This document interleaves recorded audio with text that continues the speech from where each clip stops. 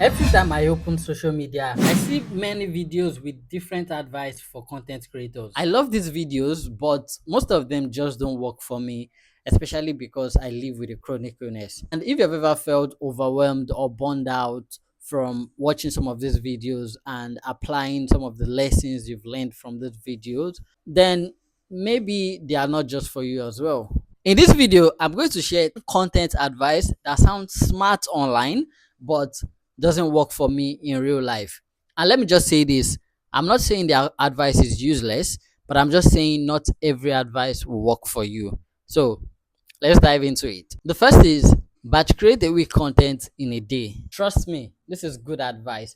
And if you can carry it out, kudos to you. However, as for me, living with a chronic illness and also having a job makes it difficult for me to apply this advice. I honestly don't know how to do it. It's almost like something is always taking my time and I need to record just one video so that I can move on to the next. Or it could not even be work, it could be fatigue, it could be just pain. So the best I can do is to record one long video and then cut it into short, or record two short videos at a go. And even when I'm done with that, sometimes it usually feel like I had just finished a very rigorous workout session.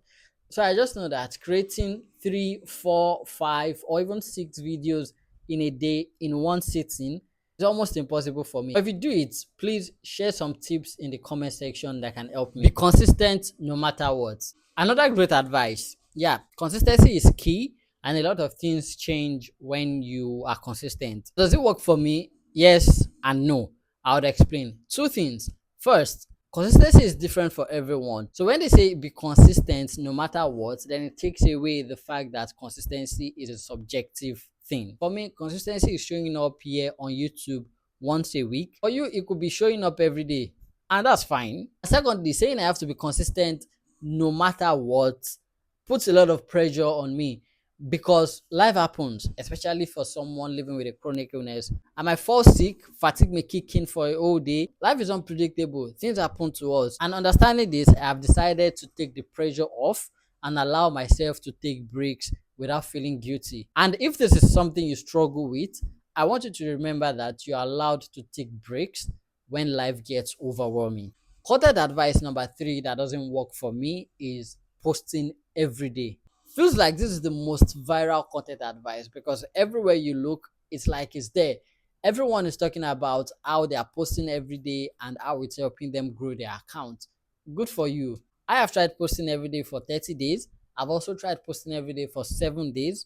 And I've also tried posting every day for a year. And I can tell you for a fact that life happens. Like I said earlier, life is unpredictable. Chronic illness or not, life happens and things might get really overwhelming that you forget to post your content. Now, this doesn't have anything to do with you having backup content or you having b-rolls that you can use and all of that.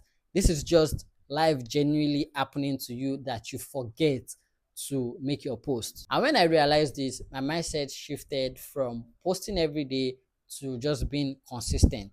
Another content advice to discuss is if your content is good, people will find it. I really wish this were true, but it's not that simple. Okay.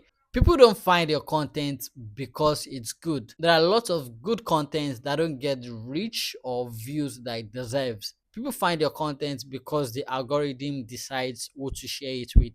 The algorithm basically decides who is going to see your content based on their own interests, not based on how good your content looks. And if the viewer loves it or shares it, then it tells the algorithm that that is a good content and the algorithm shows it to more viewers. So this basically means the algorithm controls how your content is seen, but it's also based on the viewer's interest. And since we don't control the algorithm, we can't rely on it. So I feel like that's not a very good advice. And instead, what you can do is to focus on what you can control.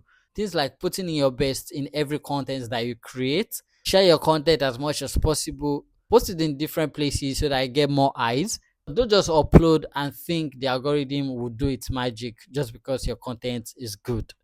Moving on to another content advice, which is create for your audience. This is a really interesting one because your audience matters a lot. But creating only for your audience all the time can get boring fast. So I love my audience, but I also create for myself. Sometimes just create because you want to talk about something. Don't box yourself because you think your audience will not like what you are going to talk about. Content creation is supposed to be fun for everyone. And that balance between having fun and taking your audience along, it's what creates excitement and gives you energy to create more. Content advice number 6 or number 7, I can't remember, but here's another content advice that doesn't really work for me. And that is, if you're not growing, your content is bad. I disagree with this because growth is relative. And just because a content does not blow up doesn't mean you're not growing. What growth means to me in terms of my content may be different from what growth means to you as a content creator. Just because my videos don't blow up doesn't mean that I'm not growing. Just because you have a small number of followers or views or reach doesn't mean your content is bad. It doesn't mean your content is good either. Let's be realistic. But the truth is, the number of views or followers is not a yardstick for your growth. So sometimes when I hear advice like, if you're not growing, then it's because your content is bad, I just want to close my ears and move on. Moving on to another content advice, just copy what is already working. Honestly, for this, it's kind of dicey. I agree and I also disagree. You don't have to reinvent the wheel. I agree. But copying someone without adding your own personality is pointless. Your personality, your style, and your perspective, that's what makes you you. So removing that is just pointless. And just because you don't have the person's personality or style or perspective or even experience, then that means whatever you are copying may not work for you. So an advice like just copy whatever is working may not work for you. Another content advice that's important for me to talk about is start monetizing immediately, no matter the size of your audience. Don't get me wrong, this is good advice because the number of your audience doesn't matter. You can start monetizing as soon as you want. However, some people don't want to start monetizing right away. To round things up, I'm just going to say this. In 2026, I'm choosing to be more intentional about the type of advice and also the type of content that I consume. And you should do the same. As someone who lives with a chronic illness, it is important for me to be intentional about what I listen to, how I apply it, and how it affects or fits into my life. So if this video has helped you in any way, shape, or form, you should watch this next one where I shared some lessons every content creator should know. I'll see you in another one.